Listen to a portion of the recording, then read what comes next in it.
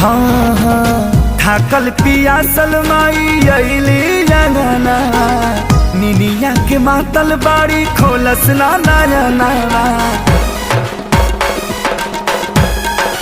हाँ हाँ थाकल पियासल माई अइली अंगना निनिया के मातल बाड़ी खोलस ना नयना।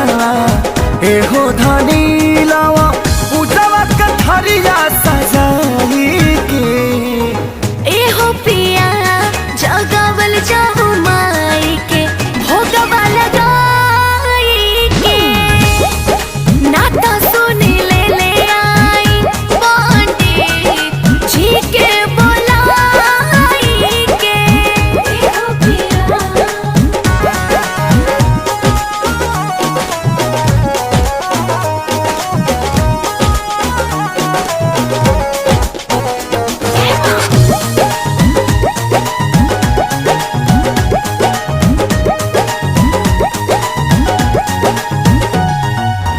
जगत दुलारी माई हई सुखबार हो फूल अढ़ौलवा से करेली प्यार हो।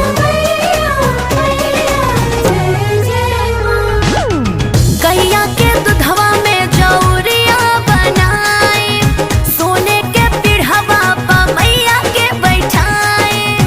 एहो धनी रख दवन मरुआ जुटाई के एहो पिया जगावल जाहु माई के भोगवा लगाई के नाता सुनी ले आई पंडित जी के बोलाई के। एहो पिया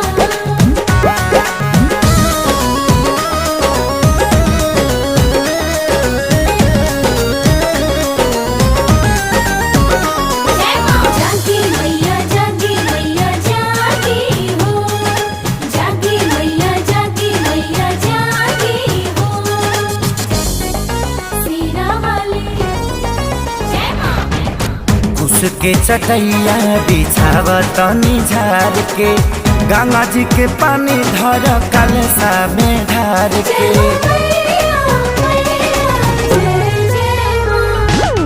हरे राम अभय मंत्र पूजा के पढ़ी है खुश हो के मैया हाथ माथा बाबा धरी है। एहो धनी खेसारी पचर